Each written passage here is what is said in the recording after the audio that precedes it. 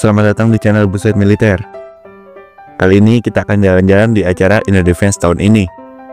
Sebelumnya, untuk kalian yang belum tahu, Indo Defense adalah pameran pertahanan yang rutin diadakan 2 tahun sekali oleh Indonesia.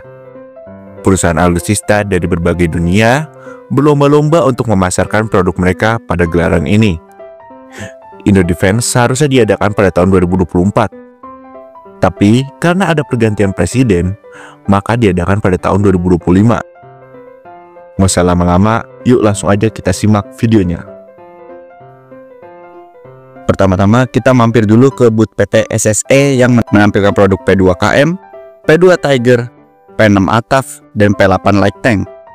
Namun admin cuma ngambil video di bagian P2KM sama P2 Tiger. Oke, yang ini P2KM kendaraan jenis pengintai. Kita lihat sekarang dimensinya agak lebih besar dan desainnya lebih baru. Lihat juga ada penambahan alat penunjang pengintaian kayak kamera 360 derajat. Tinggi banget nih. Selanjutnya ada P2 Tiger V2 EPC. Versi sebelumnya nih udah digunakan oleh Kopasget TNI AU. Kalau yang sekarang desainnya lebih futuristik dibandingkan versi sebelumnya. Terus juga di atasnya nih ada RCOS kalau nggak salah 20 mm. Untuk kali ini admin nggak ada video wawancara sama narasumber, mana admin datang sendiri-sendiri. Jadinya ya nggak ada yang megangin kamera, tapi admin sempat bertanya-tanya sih sama beberapa narasumber saat off cam. Selanjutnya kita ke booth IKN. Ini adalah perusahaan asal negeri Jirayut, ya dari Thailand. Saya kira nih IKN nih maksudnya ibu kota Nusantara. Tapi pas kita lihat di sini mereka menampilkan produk EPC 8x8 mereka dan kendaraan nih kayaknya kendaraan pengintai. Kebetulan ya admin nggak bisa bahasa Thailand, jadi ya nggak nanya-nanya sama narasumber di sini. Karena public day, maka beberapa perusahaan Eropa nih udah pada pulang. Karena ya nggak mungkin juga kalau nawarin ke anak kecil. Kan juga nggak mungkin anak kecil ntar beli paket rudal MBDA buat di kamarnya. Apalagi ngeliat emak-emak ntar ngomelin anaknya karena anaknya kepengen.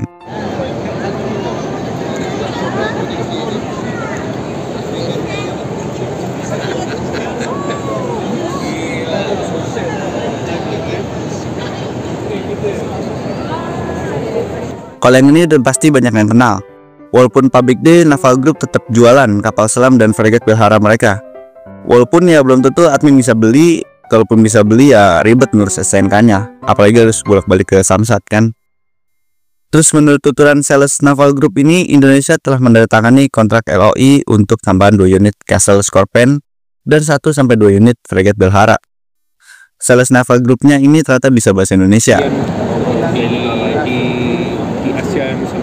Nah, kalau yang ini namanya Relika Group ya. Ini menampilkan produk B6 EPC kalau nggak salah ya.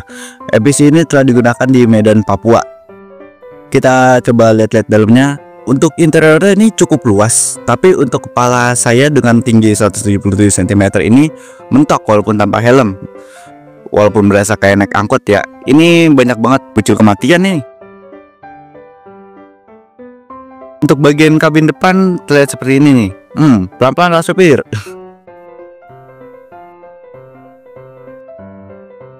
Kalau yang ini Anoa 3 sudah pernah admin bahas di video sebelumnya. Sekarang kita di booth Defense ID. Ini ada CN235 versi MPA yang lengkap dengan torpedo. Kalau ini adalah roket. Sedangkan di sampingnya ini ada helikopter Bell 412. Nah, kalau yang ini adalah senjata SS3 bukan AM1. Karena menurut tuturan Pindad sendiri, sesuai dengan perintah Bapak Presiden, maka penyebutannya harus sesuai dengan versi sebelumnya.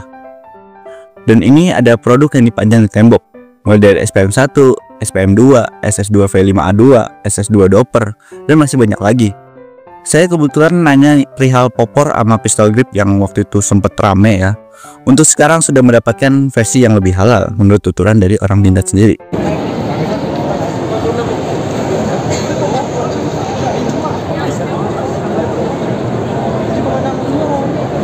Nah, kalau ini adalah fregat merah putih yang sedang dibangun oleh PT PAL.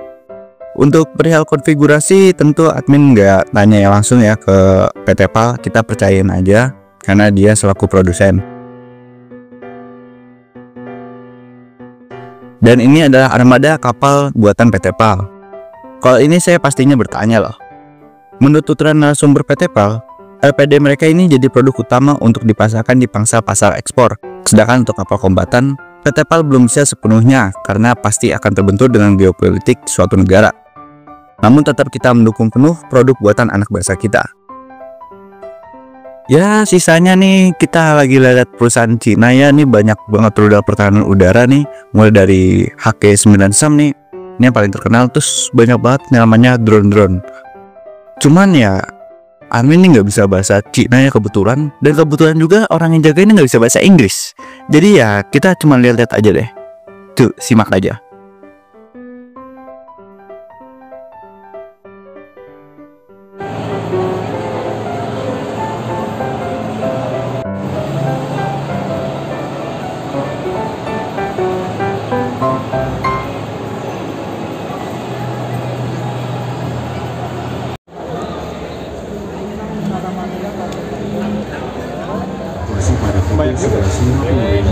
Indonesia Barat dan di bawah ini warna-warna ini gimana? Nah, warna itu menjelaskan tipe-tipe kapal.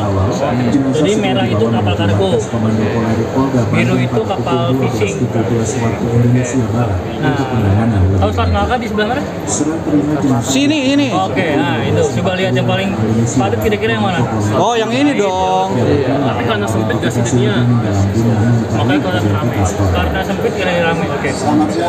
Kalau dibanding sama yang ini? Sepi banget tuh.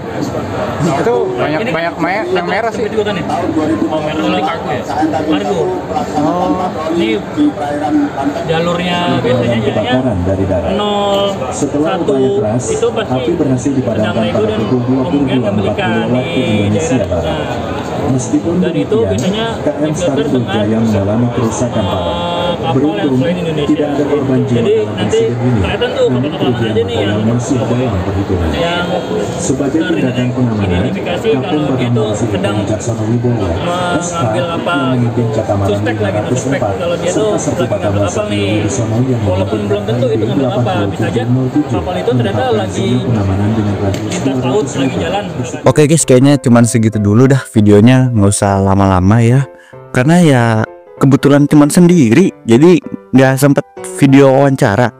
Mungkin next year ya kita akan wawancara lebih banyak lagi.